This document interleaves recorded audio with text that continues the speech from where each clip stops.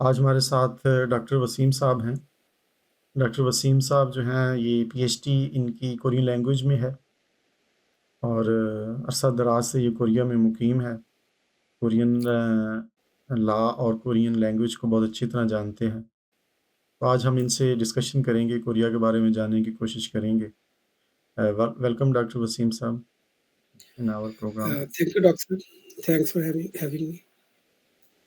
Doctor sahab आप माशाल्लाह इतना आपका एक्सपीरियंस है कोरिया का, तो हमें थोड़ा सा कोरिया के बारे में बताइए कि कोरिया बेसिकली हमारे साथ ही आज़ाद हुआ था उसी साल 2 साल आगे पीछे। तो जिस तरह हम पाक भारत जंगों में रहे हैं, इस तरह कोरिया भी कोरियन वार में रहा है, जापान के साथ भी इस्तेमारियत का वो शिकार रहा है। तो इनकी थोड़ी-सी हिस्ट्री में बताइएगा ताकि फिर हम बाद में इकॉनमी के ऊपर भी डिस्कस करेंगे।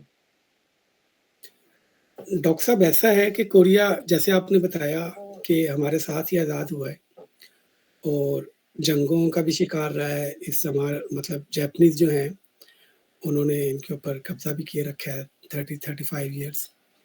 लेकिन इन्होंने अपने मसाइल को थोड़ा जल्दी हल किया है, थोड़ा जल्दी सॉर्ट आउट किया है। हुँ, हुँ। जो जो जंगों वाला मामला था 1950 में मतलब पहली जंग स्टार्ट हुई और वो 3 साल के बाद 53 में ख़त्म हो गई। जंग आज भी वो सीज़ फायर है, मतलब जंग बंदी नहीं हुई है, लेकिन वो जंग रुकी हुई है। बट स्टिल ये पिछली बातों को नहीं देख रहे, बल्कि आगे की तरफ बढ़ रहे हैं और बहुत तेज़ी से इन्होंने आगे की तरफ सफ़र किया है। तो आपका कहने का मकसद ये है कि जोग्राफ़ियाई मसाइल जिस तरह हमारा कश्मीर का मसला है, इनके भी इसी तरह कोरिया और इनकी एक दूसरे को एक्सेप्ट तो नहीं किया हुआ। तो उसके बावजूद ये प्रोग्रेस करते जा रहे हैं, तो उसकी क्या वजूहात हैं? हमसे थोड़ा डिफरेंट है ये। मतलब अगर हम जैपनीज़ पॉइंट ऑफ व्यू से देखें, तो इनके यहाँ भी वो लव एंड हेट वाला रिलेशन है जैपनीज़ के साथ। मतलब जिस तरह हम लोग मतलब ब्रिटेन को मतलब संधि बहुत करते हैं, हर शख्स वहाँ पे जाना चाहता है। लेकिन अंग्रेज़ के खिलाफ या इस्तेमार के खिलाफ जो एक जो जो डे वन से जो दिल में नफ़रत है, वो भी पाई जाती है। तो इसी तरह ये लोग भी जापान शुरू से जाते हैं, बट स्टिल पहली क्लास से लेके या उससे भी पहले से लेके कि जो जापान के खिलाफ जो थोड़ी-सी जो है, वो दिल में पाई जाती है इनके। हुँ, ठीक है। बट स्टिल ये मतलब उनको फ़ॉलो करते हैं, उनसे बहुत ज़्यादा लर्न करते हैं और टेक्नोलॉजी को काफ़ी ज़्यादा इन्होंने मतलब हासिल किया है जापान से भी, मतलब अच्छा, उनको फ़ॉलो ये करते हैं। पाकिस्तान और हिंदुस्तान तो जो जब लड़ते हैं तो अपने सफ़ीरों को भी कहते हैं निकल जाओ यहाँ से। जो एक्टर्स जाते हैं उनको कहते हैं निकल जाओ, ठीक है? मतलब बिल्कुल कता तलख़ी इख्तियार कर लेते हैं। तो क्या ये जापान और कोरिया जब लड़ते हैं, तो ये ऐसे ही करते हैं या इनकी जो रिलेशनशिप मतलब बिल्कुल ख़त्म कर देते हैं कम्युनिकेशन? डॉक्टर साहब अगर देखा जाए ना तो हिस्ट्री में जापान की और कोरिया की बहुत जंगें हुई हैं और कोरिया सिर्फ़ एक जंग जीता है और वो भी 1598 में आखिरी बार। इस बात को 600 साल हो गए हैं। हुँ, हुँ। लेकिन और उसके बाद अभी 1910 से लेके 1945 तक जापान का कब्ज़ा भी रहा है इन पे। लेकिन इनके वो वाले हमारे वाले मामलात या हमारे वाले रवैये नहीं है। अच्छा। जैसे आपने भी बताया कि जब लड़ाई हो गई है तो अब सब आ जाएँ और सब चले जाएँ, खुटी नहीं करते। ऐसा नहीं है। सही, सही। इ इनके अभी कुछ मसाइल हैं जो हुँ, सॉर्ट आउट होने वाले हैं। जैसा कि एक एक आइलैंड है दोक्तो के नाम से, जैपनीज़ एंड कोरियन दोनों उसको क्लेम करते हैं और लेकिन उसके बाद वर्ल्ड वॉर 2 के बाद कोई जंग नहीं हुई है दोनों मुल्कों में। टेक्नोलॉजी की जंग रहती है, अभी 2-3 साल पहले भी सेमीकंडक्टर्स वाले मामले में जापान मतलब ये समझते हैं कि जापान हर चीज़ पे कब्ज़ा कर रहा है और इनकी एक फूड है मतलब पिकल आपने भी खाई होगी जब आप यहाँ पे थे, किमची। जी, जैपनीज़ उसे क्लेम करते रहे हैं कि वो हमारी है, अच्छा। बट ये क्लेम करते हैं और एक्चुअली है भी इनकी, हुँ। मतलब वो प्रूवन भी हुआ है, बट स्टिल कुछ मसाइल हैं जो अभी सॉर्ट आउट होने वाले हैं, बट ये लोग जापान को बहुत पसंद करते हैं और यानी कि लाइक बहुत आपके ज़्यादा कहने का मकसद है इधर कि टूरिस्ट जाते हैं। ये पॉज़िटिवली कम्पीट करते हैं, लेकिन ये रिलेशनशिप जो है वो कता-तलकी नहीं करते हैं अगर। जी, बिल्कुल। दिल में इनके खिलाफ डे 1 से जो जापानीज़ के खिलाफ जो उसे आप नफ़रत कह लें या बुराई कह लें वो मौजूद है, हुँ। लेकिन उसको आम तौर पे अयाँ नहीं करते। दो जिस तरह हम अब हमारे लोग वहाँ पे वीज़े इश्यूज़ हैं, इंडिया में हम लोग नहीं जा सकते हैं, इंडियन इधर नहीं आते हैं ओपनली।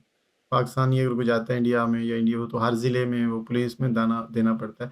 तो ये जो पब्लिक लेवल के ऊपर एक रोक है बरसगीर के अंदर, क्या ये इनके रीजन में भी ऐसे ही है जब जापानीज़ कोई आता है तो उनको वीज़ा इश्यू नहीं होते या मतलब जापानीज़ नहीं, इधर नहीं काम ऐसा कुछ नहीं है। पब्लिक लेवल पे इस तरह की चीज़ें नहीं हैं? पब्लिक टू पब्लिक रिलेशन है। बहुत सारे जापानीज़ ने कोरियन से शादी कर रखी हैं, बहुत सारे कोरियंस ने जापानीज़ से शादी कर रखी है। हुँ, वो लोग यहाँ पे पढ़ने आते हैं, ये लोग वहाँ पढ़ने जाते हैं। वीज़ा फ्री कंट्रीज़ हैं दोनों एक-दूसरे के लिए। हुँ। महीने के लाखों टूरिस्ट इधर से उधर, उधर से इधर आते हैं। ऐसा इससे कुछ नहीं है, इससे तो लगता है कि जो इंटेलेक्चुअल लेवल पे बरसगीर की जो रियासतें हैं, वो बहुत ही अभी पीछे हैं दुनिया से। बहुत ज़्यादा। मतलब हम अभी उस चीज़ से निकल ही नहीं पाए और डॉक्टर साहब आपने भी देखा होगा कि हमारे यहाँ मसाइल को या झगड़े को जो ख़त्म करना या सॉर्ट आउट करने वाली जो कैपेबिलिटी है, शायद वो अभी कम है। हुँ, बिल्कुल दुरुस्त दुरुस्त है। उसको मतलब ज़्यादा बहुत हवा दे के उसको बहुत ज़्यादा अग्रेसिव लेवल तक लेके चले जाते हैं। एग्रेसिव लेवल तक पहुँचाने की कोशिश करते हैं। तो आप क्या इसको हिस्टोरिकली तो ये अब हमारी बात हुई कि जापानीज़ ने इन पे कब्ज़ा भी किया था और फिर इन्होंने वो जो कब्ज़ा था उस दौरान जिस तरह ब्रिटिश ने हिंदुस्तान, पाकिस्तान उस वक़्त एक ही कंट्री था, ब्रिटिश इंडिया। तो ब्रिटिश इंडिया में तो उस वक़्त फर्स्ट इंडस्ट्रियल रेवोल्यूशन आ चुका था 1850 के बाद और फिर जापान भी तो पैरेलली ग्रो हुआ है, उसमें भी इसी दौरान में first industrial Japanese industrially grow हो चुके थे 1880-90 तक। तो क्या जिस तरह ब्रिटिश ने इस खित्ते को पाकिस्तान, भारत को उस वक़्त ग्रो होने से रोका था, इंडस्ट्रियल थिंकिंग या इंडस्ट्रियल इंस्टीट्यूशन नहीं बिल्ड हुए थे। एक वो लॉर्ड मैकाले मशहूर है जिसकी एजुकेशन पॉलिसी की वजह से इंटेलेक्चुअल ग्रोथ रुकी थी हमारे खित्ते में। तो या जापान की इस्तमारियत भी उसी तरह सख्त थी या थोड़ी बहुत कोई इसमें डिफ़रेंस था? उतनी ही सख्त थी उतनी ही सख्त थी? सही। उतनी ही सख्त थी मतलब जो यहाँ की आइकॉनिक चीज़ें थी, उन सबको उस दौरान में हमारा अगर देखें ना तो हमारा जो पीरियड बनता है, इस्तेमार का जो उसने हमारे ऊपर कब्ज़ा किए रखा है, वो तकरीबन 200 साल का बनता है यस 200 साल। और 200 साल बहुत टाइम है लाइक 190 ईयर आप उसे कह लें अगर। इनका थोड़ा था, इनका हुँ, 35 ईयर्स है। तो हुँ, इसमें जो इनकी आइकॉनिक जो भी जगह कह लें, वो उस दौरान में जला दी गई और इसके अलावा जो कोरियन लैंग्वेज है, जिसे मतलब कोरियन बहुत ज़्यादा अपने आप को प्रेज़ करते हैं कि दे हैव समथिंग, उसको लाइक इन्फ्लुएंस करके ख़त्म कर दिया गया और जैपनीज़ का को इंट्रोड्यूस करवाया गया, उसकी हुँ, तरोइज की गई। तो बेसिकली जो कोरियन समझते हैं कि जिनको जो आज़ादी की जो तहरीक है, हुँ, हुँ, वो इन्होंने अपनी लैंग्वेज ज़ुबान बचाओ तहरीक से शुरू की, 1919 में, सही। 1919 में। तो वो बस चलते-चलते फिर उसने सबको जमा किया, सब कोरियंस को और वो आज़ादी की तहरीक में तब्दील हो गई। हुँ, तो अगर उन जराइम की बात करें या इस्तेमारियत की बात करें, तो शायद सब मतलब सब मुल्कों के वैसे ही थे, जो इस्तेमार है, वो थोड़ा कम लाइक मोर और लेस एक ही तरह के उसने हथकंडे इस्तेमाल किए। यानी कॉलोनियल जो थ्योरी थी, कॉलोनियल ट्रीटमेंट थी, वो उसी तरह की ही थी जिस तरह की ब्रिटिश या फ्रेंच कॉलोनियल ट्रीटमेंट थी राइट, अपनी कॉलोनियों के साथ। जी अच्छा एग्ज़ैक्टली। इस इंडस्ट्रियलाइज़ेशन किस हद तक ब्रिटिश या फ्रेंच ने तो ये अफ़्रीका और इस एरिये में नहीं होने दी, हिंदुस्तान में। यहाँ पे भी उस टाइम पे लाइक जो हमारे पास डाटा है, इस्तेमारियत वाले टाइम का, हुँ, वो हुँ, अवेलेबल नहीं है। लेकिन जब 1953 के बाद जब जंग खत्म हुई, तो Korea was the purest country in the world जो साउथ कोरिया है। तो उस टाइम पे टेक्नोलॉजी का तो कुछ भी नहीं, मतलब कुछ सोचा ही नहीं जा सकता। हुँ। कोरियंस मतलब अगर थोड़े से पुराना हमें डाटा मिले तो बहुत ज़्यादा गरीब थे ये लोग उस टाइम पे, लाइक हुँ। 1950s में। और कहा जाता है कि इन्होंने जो 5 ईयर के प्लान थे, उन पे बड़ा सख्ती से अमल किया और उसको करते-करते फिर इन्होंने 1980s के बाद गियर अप कर दिया, उसको थोड़ा ज़्यादा फ़ास्ट कर दिया टेक्नोलॉजी को। इसमें जो एक ख़ानदान था, जो बादशाह ख़ानदान था, वो जो कोरियन डायनेस्टी थी 1910 में कहीं ख़त्म हुई थी जब जापानीज़ आए थे। तो उस ख़ानदान के बंदे को सुना है, उस शहज़ादे को बनाया गया था, प्रेज़िडेंट बनाया गया था 1949 में, या जिसने बेसिस बनाई थी कोरियन वॉर की। नहीं, ऐसा कुछ नहीं है, अच्छा। ऐसा कुछ नहीं है। एक्चुअली अगर हम इस तरह से बात करें कि जैसे हामिद करज़ई को बिठाया यूएस ने वर्ल्ड बैंक से उठा के, हुँ। या उससे पहले, उसके बाद या उससे पहले जो थे उनको बिठाया। इसी तरह 1948 में जो फर्स्ट प्रेज़िडेंट बना, ई सुंग मान, वो यूएस बेस्ड था। बेसिकली उन्होंने अपने यूएस में एक बंदे को उठा के कोरिया का प्रेज़िडेंट उसे जितवा, मतलब इलेक्शन में जितवा दिया और उसे बना दिया। जिसको फिर 4 साल बाद जो यहाँ पे जर्नैल है, जिसे आप लाइक तशबीह दे सकते हैं अयूब खान से, जिसने 16-17 ईयर तक रूल किया। फिर उसने मार्शल लॉ के ज़रिए उसे लाइक उसे हटाया। तो जो हम बात करते हैं यूएस की या इस्तेमार की पॉलिसी की, कि हर जगह पे अपना डम्मी बिठाना है, तो यहाँ पे भी इनिशियली ऐसा ही हुआ था। सेंगमिन रीस का नाम था ना, ये जो हाँ इनिशियली। जी, ई सुंग मान नाम था उसका। ये सेंग सही। तो ये बेसिकली जो जनरल इनका आया, जनरल छंग छंगी, आई थिंक इसका नाम था, छंगी पाक चुंग-गी, पाक चुंग-गी। 19 फिफ हाँ जी, 1959 से लेके 1976 या इस रेंज में कहीं उसकी। उसने उसका जो था 1952 से उसने स्टार्ट किया था। अच्छा, 52 से था सही। सॉरी, 1962 से स्टार्ट किया था उसने हुँ। एंड 1979 तक हो रहा, और नाइन उसकी असैसिनेशन हो गई थी 79 में। 79 में उसकी असैसिनेशन हुई। तो इस हाँ जी। दौरान इस तरह ये पाकिस्तान में भी तो ज़ियाउल हक को 11 साल मिले हैं, और मुशर्रफ को भी 7-8 साल मिल गए थे, अयूब खान को भी 10 साल मिले। तो हमारे यहाँ भी डिक्टेटर्स को ठीक-ठाक टाइम मिला है।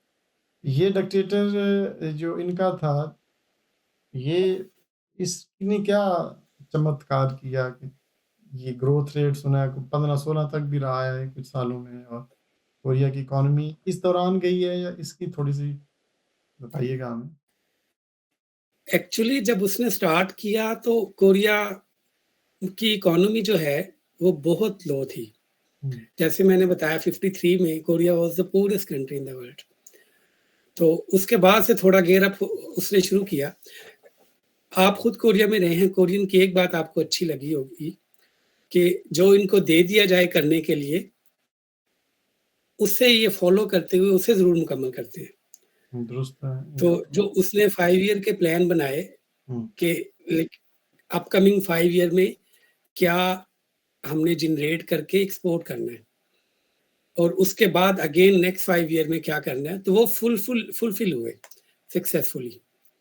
उसके बारे में रिपोर्टेडली कहा भी जाता है कि वो हमारे मईशतदान के थे। शायद फजलुल हक समथिंग हमारे इकोनॉमिस्ट थे 1960s में, उनसे इन्होंने उधार लिए थे। बट जो भी, आज हम वो क्लेम तो करते हैं, बट स्टिल उन्होंने उसके ऊपर फॉलो किया 100%, और हम ना कर सके। तो और रही बात अभी आज की सोसाइटी में, चूँकि कोरिया एक जमहूरी मुआशरा है, तो 2 तरह की इवैल्यूएशन है उस जनरल के बारे में। आधे लोग, या बल्कि आधे से ज़्यादा लोग ये समझते हैं कि उसने कोरिया को माशी तौर पे मुस्तहकम किया, और सारी जो तरक्की है वो उसी की मरहून मिन्नत है। लेकिन कुछ चंद लोग ये भी कहते हैं कि चूँकि वो डिक्टेटर था और उसने जमहूरियत को पनपने नहीं दिया, उसकी वजह से जमहूरियत मुल्क में लेट स्टार्ट हुई। तो 2 तरह की इवैल्यूएशन है उसके बारे में। सही। लेकिन उसकी जो मैंने उसकी एक किताब सुना है उसने लिखी थी, मैंने थोड़ी जब लिटरेचर सर्वे किया था, तो उसमें था कि उसने कोरियन पहले लेज़ी होते थे, तो उस कौम को ज़रा ट्यून अप भी उसने किया था। ये इसमें कहाँ तक सच्चाई है कि एक लेज़ी जिस तरह हमारे भी एटीट्यूड पाकिस्तान में भी ऐसे ही है ना, मेरे सगीरपुरे में ही, कि मतलब अपनी मर्ज़ी से ही काम करते हैं, मूड से ही काम करते हैं। तो इसमें तो उसने कोई शक कुछ नहीं है। सूर फूँका था अपनी कौम में। इसमें तो कोई शक नहीं है। अच्छा। हाँ, कि रिपोर्टेडली ये लोग थोड़े मतलब अपने हिसाब से ही काम करते थे। लेकिन जब इन्हें एहसास हुआ, उसने भी एहसास भी दिलाया बेसिकली, क्योंकि रिसोर्सलेस कंट्री है, नेचुरल रिसोर्सेज़ नहीं है यहाँ पे। हुँ, तो उसने एजुकेशन को अपना रिसोर्स बनाया, अपना नंबर 1 जो है रिसोर्स के तौर पे, लोगों को रिकॉग्नाइज़ करवाया कि इसके बगैर हम कुछ नहीं कर सकते। हुँ, ठीक, ठीक। तो मतलब लीडरशिप उसकी उसकी लीडरशिप में इन्होंने जो प्लान्स बनाए उस पे अमल किया, और वो स्ट्रैटेजिक सनतें थीं, या कौन से शोबे थे, इस तरह की कोई डिटेल मतलब है कि जिसकी वजह से कोरियन इकॉनमी बूस्ट हुई? अब हमारी पाकिस्तान में तो हमारा जो ज़्यादातर इकॉनमी है वो सर्विसेज़ हैं, उसमें एक्सपोर्ट ओरिएंटेड इकॉनमी नहीं है। कोरिया हम देखते हैं कि वो हाईएस्ट टेक्नोलॉजी जो है उसमें लीड कर रहा है, सैमसंग है, अ, इलेक्ट्रॉनिक्स इंडस्ट्री टॉप पे है वहाँ पे, सेलुलर है, अ, और हैवी उस टाइम इंडस्ट्री पे में भी, इवन न्यूक्लियर में भी वो बड़े अच्छे हो गए हैं अपने। अभी यूएई को उन्होंने अपनी टेक्नोलॉजी 4 प्लांट लगा के दी हैं। अभी ईस्टर्न यूरोप में भी वो बिडिंग कर रहे हैं, न्यूक्लियर के शोबे में भी। तो ये मतलब ये नहीं है कि सिर्फ़ वो पुरानी सनतों में, मतलब एडवांस टेक्नोलॉजीज़ में भी वो उन्होंने कम्पीट कर रहे हैं। तो ये क्या मतलब उनकी थी, बेस क्या थी? एक्चुअली तो जो स्टार्ट हुआ, जो शख्स मतलब इनिशियली कह लें कि स्टार्ट तो उसी ने किया, लोगों को तरगीब दी और जंग ज़दा मुआशरा था, क्योंकि हमारी तो कोई भी जंग सालों नहीं चली, तो इसलिए हमें इस बात का अंदाज़ा नहीं है। तो जो इनकी जंग 3 साल तक चली और वो उस टाइम पे शुरू हुई कि आज़ाद होते ही 3 साल तक जंग चली, तो उसकी वजह से मुआशरा जो है वो बहुत ज़्यादा कमज़ोर था। हुँ, उसमें आगाही कम थी, उसमें चीज़ों को समझने की सलाहियत कम थी।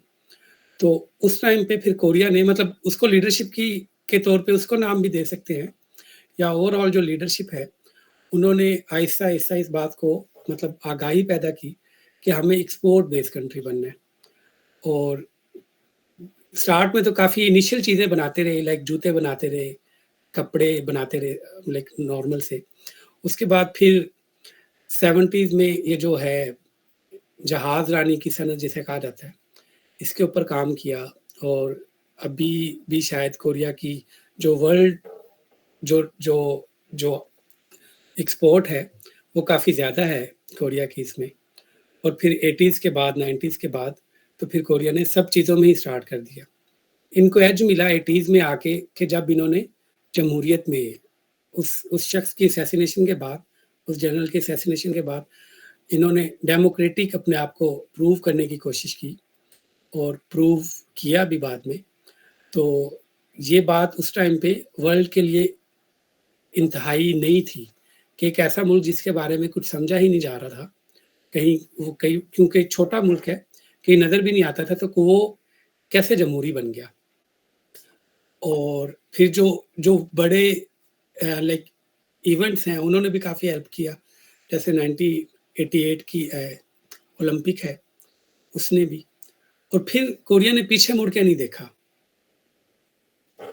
ठीक है।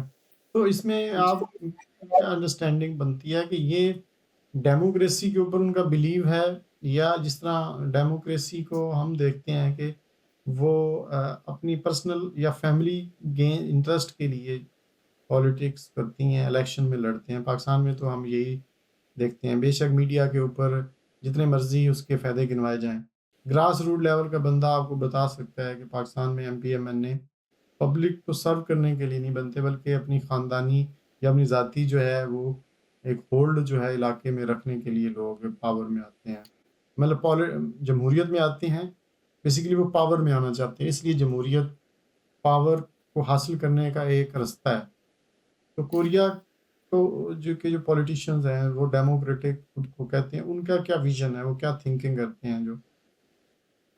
हमारा डेमोक्रेसी में इनसे मुकाबला ही नहीं है, बल्कि किसी से भी मुकाबला नहीं है। अच्छा।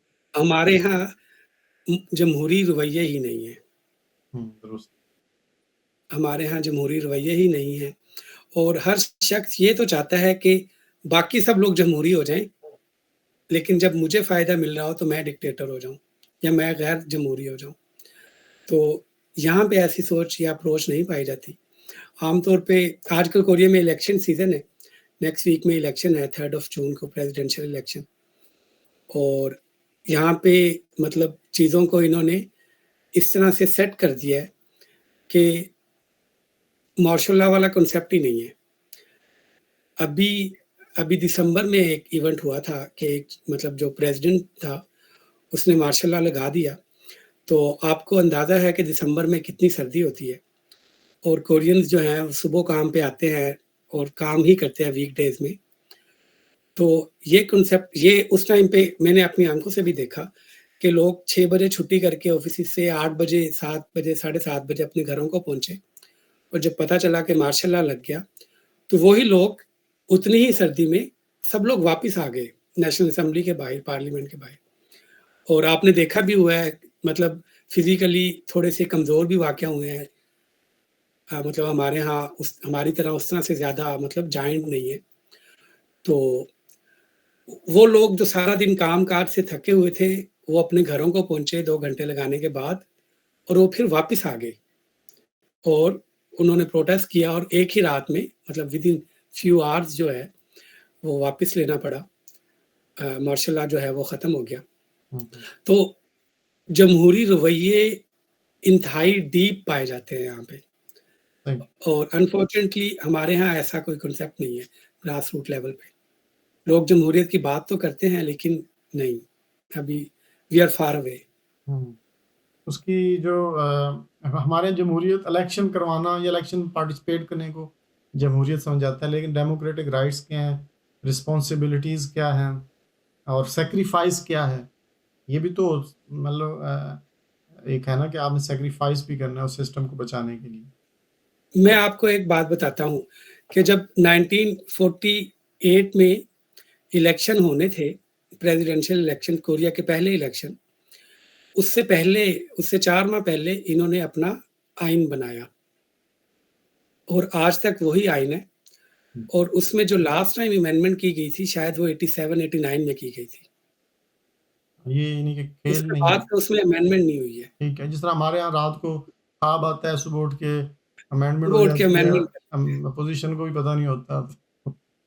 तो इससे अंदाज़ा लगाया जा सकता है कि जमहूरी रवैये कैसे हैं और फिर उन्होंने उसमें ये किया कि जो प्रेसिडेंट चूँकि प्रेसिडेंशियल सिस्टम है, प्रेसिडेंट सिर्फ़ वन टर्म प्रेसिडेंट हो सकता है एंड दैट इज़ 5 ईयर। अच्छा। इस बात का एहसास उन्हें 80s में हो गया और हमें आज भी नहीं है। हाँ, हमारे तो यहाँ हम उस हुँ, हिसाब से सही। बहुत पीछे हैं। तो अभी कोरियन जो पॉलिटिकल सिस्टम है, वो प्रेसिडेंशियल सिस्टम है। लेकिन इसमें आपने बोला कि ये प्रेसिडेंट लगाना चाह रहा था मार्शल लॉ। वो खुद अपनी पावर क्यों शेयर करना चाह रहा था? मतलब ये मतलब हमारे ऑडियंस को ये समझ नहीं आएगी कि ये पाकिस्तान में तो कभी ऐसा नहीं होता। हमारे यहाँ तो माशाल्लाह बाहर से लगाए जाते हैं। अंदर वाले तो मार्शल लॉ की मुखालफत करते हैं। इसके ऊपर इन्वेस्टिगेशन हो रही है अच्छा। और जब कंक्लूड होगी तो मतलब ऑब्वियसली वो एक हेडलाइन बनेगी। सही। कुछ जी। मतलब इसमें वो और तो एक्चुअली वो जो जो अभी जो प्रेज़िडेंट था, जो फॉर्मर प्रेज़िडेंट था, वो बाय नेचर या उसे कह लें कि वो पॉलिटिशियन नहीं था।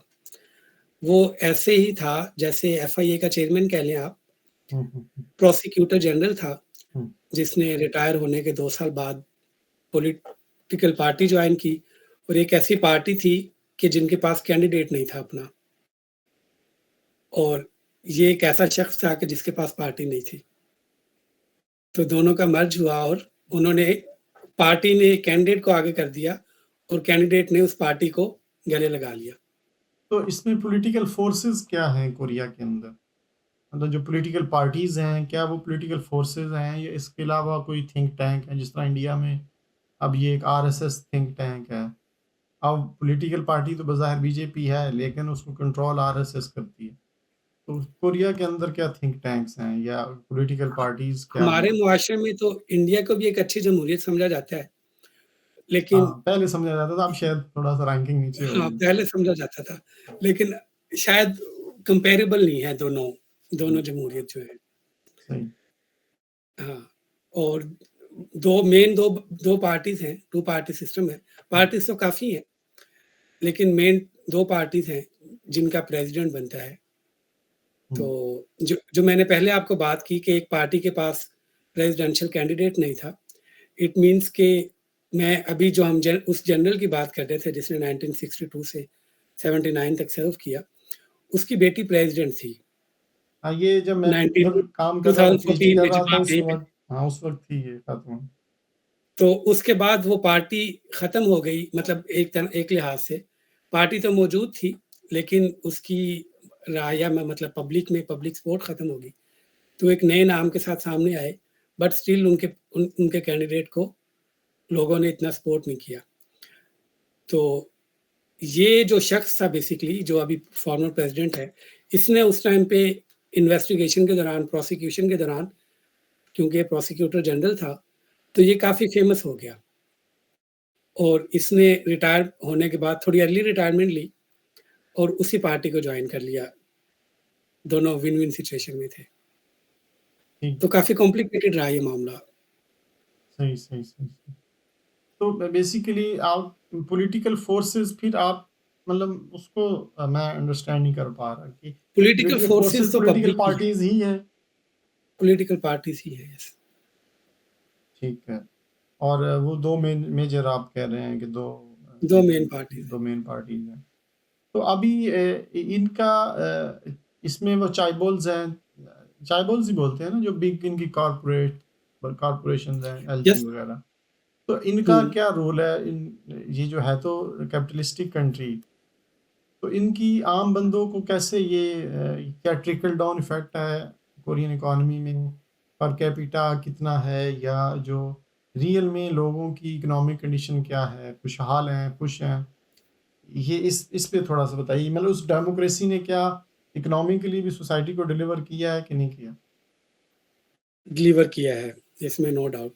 कोरिया की अभी जो पर कैपिटा इनकम है, लाइक इस साल, लाइक लास्ट ईयर, अगर आप डॉलर में कोरियन वॉन में बात करें तो इट्स 50 मिलियन कोरियन वॉन, जो कि डॉलर्स में शायद 36-37,000 डॉलर होगी और ये काफ़ी ज़्यादा है as compare to other countries. हुँ, मतलब हमारे मुल्कों के हिसाब से अगर देखा जाए। हुँ, हुँ। और जो जो जॉइंट जाइंट हैं, जैसे सैमसंग है, एलजी है, hyundai है और एसके है और भी काफ़ी, मतलब लोटे है। ये ऐसे हैं कि इन्होंने कोई भी फ़ील्ड छोड़ी नहीं है। मतलब सैमसंग इलेक्ट्रॉनिक्स भी है, सैमसंग कंस्ट्रक्शन भी है और सैमसंग इंश्योरेंस भी है। मतलब यू नेम इट, ठीक है, कि ठीक हर है। इंडस्ट्री में इस हुँ, तरह से है हाँ, सर और इसी मोबाइल तरह में बाकियों में, सही। मतलब इनके होटल्स भी हैं और सब कुछ है, हर फ़ील्ड में इनका मतलब इन्वेस्टमेंट है। और जो पब्लिक है वो उसको, अगर, चूँकि हमारा वो टॉपिक नहीं है अभी उस तरह से, उस पे हम कभी अलग से डिस्कस कर लेंगे कि, बट ओवरऑल अगर देखा जाए तो पब्लिक को फ़ायदा हुआ है। वो इस कॉन्टेक्स्ट में फ़ायदा हुआ है कि ये जो बिग नेम्स हैं, इन ये पहले नेशनल कंपनीज़ बनी, लाइक नेशनल लेवल पे एंड देन इंटरनेशनल लेवल पे। हुँ, तो इन्होंने सरमाया इकट्ठा किया है पूरी दुनिया से और उसका अल्टीमेटली फ़ायदा तो फिर पब्लिक को हो ही रहा है। सही। अल्टीमेट फ़ायदा जी, मतलब आम लोग खुशहाल हैं या वो लगता भी है जब देखते हैं वहाँ मैंने भी रहा हूँ तो मैंने नहीं देखे वहाँ बेगर्स नहीं देखे, वहाँ लोगों की वेल ड्रेस हैं, कारें हैं, अच्छा लिविंग स्टैंडर्ड है और यस, एजुकेशन भी है। तो ये चीज़ें रिफ्लेक्शन तो इसमें नो डाउट करती हैं। इवन मुझे तो वो यूरोप से भी बहुत आगे ही लगता था जब मैं भी यूरोप भी विज़िट किया था, तो 2015-16 में। तो उस जी, दौरान कोरिया में भी पैरेलल में रहा, तो फ़ील होता था कि यूरोप से भी ये अच्छा लाइफ़स्टाइल है लोगों का। लेकिन अब लोग ये खुशहाल थे। लोग खुशहाल हैं और अच्छा, यस, अब ये जो नेक्सस है, मतलब जिसमें इसमें कहा जाता है कि जो कोरिया है उसकी सारी जो पीछे सप्लाई चेन पूरी है, उस पे उसका होल्ड नहीं है, अमेरिका इसको सपोर्ट कर रहा है, अमेरिका की परमिशन के बगैर ये आगे नहीं तो अब ये इसमें क्या ट्रुथ है, ये ऐसा ही है या कोरिया अभी रीजनल कोऑपरेशन इसका कैसे है, या आगे न्यू वर्ल्ड ऑर्डर में अब जो न्यू अलायंसेस हो रहे हैं उसमें क्या इसकी स्ट्रेटेजी लग रही है? डॉक्टर साहब एक्चुअली देखा जाए ना कि कोरिया का मतलब जो जियोग्राफी है, वो काफ़ी टफ है। टफ इन द सेंस कि ये पेनिनसुला है, 3 तरफ समंदर है इसके, एक तरफ नॉर्थ कोरिया है और जो नॉर्थ कोरिया है वो उसका बॉर्डर वो चाइना एंड रशिया से शेयर करता है। तो अपोज़िट साइड पे यानी साउथ की तरफ जापान है। तो रीजन में कोई फेलो कंट्री नहीं है, कोई ब्रदर कंट्री नहीं है हुँ। कोरिया का। तो इसके लिए फिर इसे अपने मामलात के लिए डेफ़िनेटली यूएस की तरफ देखना पड़ता है। ये और तो फेलो बनने नहीं दिया जाता, ये भी तो एक थ्योरी है ना, कि चाइना तो चाहता है दोस्ती हो जाए, लेकिन ये मतलब उसको बनाया जाता है, ये मतलब आप उसको कैसे देखते हैं? कोरियंस मतलब जो जो यहाँ पे लोग समझते हैं या सोचते हैं कि उन्हें पॉलिटिकली यूएस के साथ रहना है हुँ, और उन्होंने फाइनेंशियली या जो है लाइक बिज़नेस फोरम में या बिज़नेस लिहाज से उन्हें चाइना और जापान के साथ रहना है। क्योंकि सही। इन दोनों मुल्कों के साथ ज़्यादा ट्रेड होगी और इम्पोर्ट एंड एक्सपोर्ट दोनों कंट्रीज़ में ही ज़्यादा होगी। लेकिन इन मुल्कों के साथ चूँकि अभी पॉलिटिकल मामलात सेटल नहीं हुए, जैसे जापान के साथ सेटल नहीं हुए और दूसरी साइड पे चाइना चाइना क्योंकि नॉर्थ कोरिया को सपोर्ट करता है, तो डेफ़िनेटली कोरिया को उससे अलग ब्लॉक में ही होना है, साउथ कोरिया को। सही। यानी कि वही तो यूएस पिछले के जो साथ रहना इनकी एक मजबूरी भी है। यानी कि वो जो पहले शुरू में हम डिस्कस कर रहे थे कि पॉलिटिकल डिफरेंसेस रखते हुए भी इकोनॉमिक कोऑपरेशन ये रखते हैं, जो कि हमारे खित्ते में नहीं है। पॉलिटिकल डिफरेंस है तो इकोनॉमिक या इवन पीपल कॉन्टैक्ट्स भी खत्म हो जाते हैं। एग्ज़ैक्टली नहीं ऐसा नहीं है। इ मतलब ये लोग चाइना भी और जापान भी फ्रीली आते-जाते हैं विदाउट वीज़ा। हुँ, चाइना में लास्ट ईयर तक रिस्ट्रिक्शन थी, लेकिन अभी वो भी खत्म हो गई है और ये लोग मतलब पब्लिक टू पब्लिक कॉन्टैक्ट है और बहुत सारे जापानीज़ यहाँ पे मिल जाते हैं। चाइनीज़ तो बेशुमार कोरिया में मिल जाएँगे हुँ। और यूएस में भी मिल जाएँगे बट पॉलिटिकली ये चाइना के साथ चाइना वाले ब्लॉक में आ नहीं सकते बिकॉज़ उसी ब्लॉक में नॉर्थ कोरिया भी एग्ज़िस्ट करता है। हुँ। तो इन्हें पॉलिटिकली मतलब यूएस के साथ ही रहना है या उसके साथ ही ये रहेंगे। यानी कि इधर कोई भी ग्रुप जो है साउथ कोरिया के अंदर कोई भी पॉलिटिकल जो थॉट है वो उम, चाइना के साथ कोलैबोरेशन पॉलिटिकली कोलैबोरेशन में नहीं है, के हक में नहीं है। एग्ज़ैक्टली उसके हक में नहीं है, ये उसकी मजबूरी भी है और ये ये क्रिएशन ही ऐसे हुई है कि वो exactly that's what something I want to say हाँ, कि वो मतलब जिस तरह आपने देखा होगा कि एक टाइम तक अभी अर्ली 2000 में ही हुँ, हम यूएस के साथ हमारा यूएस के साथ स्ट्रेटेजिक पार्टनर थे। हुँ, देन जब वो उसने इंडिया को अपना पार्टनर बनाया स्ट्रेटेजिक पार्टनर, तो हमें फिर चाइना की तरफ झुकना पड़ा है। दूसरे ममालिक बिल्कुल सही। दूसरे ममालिक की तरफ हमें देखना पड़ा है। तो इसी तरह चूँकि नॉर्थ कोरिया तो चाइना का ऐसे ही है जैसे यूएस के लिए इज़राइल हुँ, ये मतलब एग्ज़ाम्पल के तौर पे इतनी सपोर्ट है नॉर्थ कोरिया को चाइना की।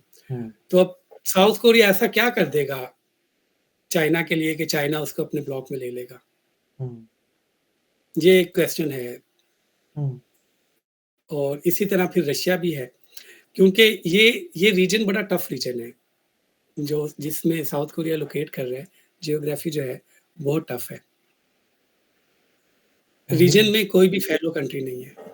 तो अल्टीमेटली फिर ये से वेस्ट यूएस जापान की का तरफ देख जापान का भी शायद यही प्रॉब्लम है ना कि वो भी यूएस का इसलिए शायद लाई है कि उसको भी कोई पसंद नहीं करता दुनिया, पूरे इस ईस्ट एशिया में। क्या ये भी ऐसे ही है? Exactly, exactly. जापान के असल में फिर थोड़ी रौनियत भी रही है ना, उन्होंने वर्ल्ड वॉर 2 से पहले। कॉलोनियल बिल्कुल। कॉलोनियल ये जितने भी सराउंडिंग कंट्रीज़ थे सबके ऊपर या उनमें से बहुत सों के ऊपर उसने कब्ज़ा किए रखा है, तो लोगों के दिलों में वो बात तो है। डेफ़िनेटली वो एक ऐसी फ़ोर्स के तौर पे राइज़ हुआ था जो कि चाइनीज़ भी तो इस वजह से कि मतलब उनसे वो हिस्टोरिकली कॉन्फ्लिक्ट है ना, क्योंकि वो चाइना के ऊपर भी इन्होंने कॉलोनियलिज़्म मुसल्लत की थी ना। और ये चाइना तो उसकी मूवीज़ और बहुत ज़्यादा हिस्ट्री हिस्ट्री के ऊपर बहुत ज़्यादा काम इन्होंने किया हुआ है और वो सारा हुँ, रिफ्लेक्ट करते हैं अपनी हिस्ट्री में और नज़र आता है कि जैपनीज़ ने जहाँ पे जो इनकी इनिशियल फाइट तो चाइनीज़ की भी जापानीज़ कॉलोनियलिज़्म के साथ ही थी। ये जो रीजन था ना ये साइड पे था वर्ल्ड से थोड़ा, हुँ। और ये तीनों कंट्रीज़ आपस में एक-दूसरे के साथ बहुत लड़ते और झगड़ते रहे हैं, पास्ट में। हाँ, वो एक जापानीज़, कोरियन, ऐसे ही है। चाइनीज़। आगे हिमालय था और उधर गोबी डेज़र्ट है तो दुनिया ये अलग से एक दुनिया बन गई ना। ये इलाका से एक दुनिया थी। मैं आपको एक बात बताता हूँ, आपको थोड़ी इंटरेस्टिंग लगेगी कि कोरिया में जो जिस बंदे की सबसे ज़्यादा लाइक हाईएस्ट जिसकी रिस्पेक्ट है, वो तो किंग सेजोंग है। आपने उसके बारे में पढ़ा भी होगा, जी। जिसने वो लैंग्वेज कैरेक्टर्स बनाए कोरियन थे। लैंग्वेज बनाई थी। जो second highest respect earn person है, वो शख्स है जिसने 1592 से 1598 तक जंग लड़ी और वो जापान से जीता। यानी कि हुँ, 600 मतलब हिस्ट्री में इतनी ज़्यादा जंगें हुई हैं, कोरिया और जापान में, और जापान चूँकि डेफ़िनेटली बहुत सारी जंगें जीतता रहा है, तो एक जंग जो कोरियन जीते, उस शख्स को 600 साल गुज़रने के बाद भी उसकी सेकंड हाईएस्ट रिस्पेक्ट अर्न करता है वो सोसाइटी की। आपने देखा होगा वो ख्वांगामुन पे एक बाबा जी खड़े हुए हैं, जी। तलवार लेके, हाँ, स्टैचू लगा हुआ है। मैंने देखा है वो फ़ोटो भी बनाई थी मैंने। हाँ जी, एग्ज़ैक्टली जब आप हाँ, आए हुए थे। बिल्कुल ऐसे ही है। हाँ, नहीं ये तो अपनी हिस्ट्री को तो मतलब इनका एक नेशनल जर्नी तो है और ये डिस्टिंक्ट है नो डाउट अब कोरियन लैंग्वेज बना के और इनका मिज़ाज भी, फूड इनका बड़ा रिफाइंड है, नो डाउट इसमें यस, कोई शक नहीं है। अच्छी चीज़ें हैं इन कामों में। तो लेट्स सी के आगे इनका फ्यूचर भी अच्छा हो। डॉक्टर वसीम साहब बहुत-बहुत शुक्रिया। हमारी डिस्कशन जो है वो बड़ी अच्छी रही। इंशाअल्लाह ताला आपसे फिर नेक्स्ट टाइम भी हम गुफ्तगू जारी रखेंगे किसी और टॉपिक पे। बहुत शुक्रिया। Thanks for having me. इंशाअल्लाह। Thank you.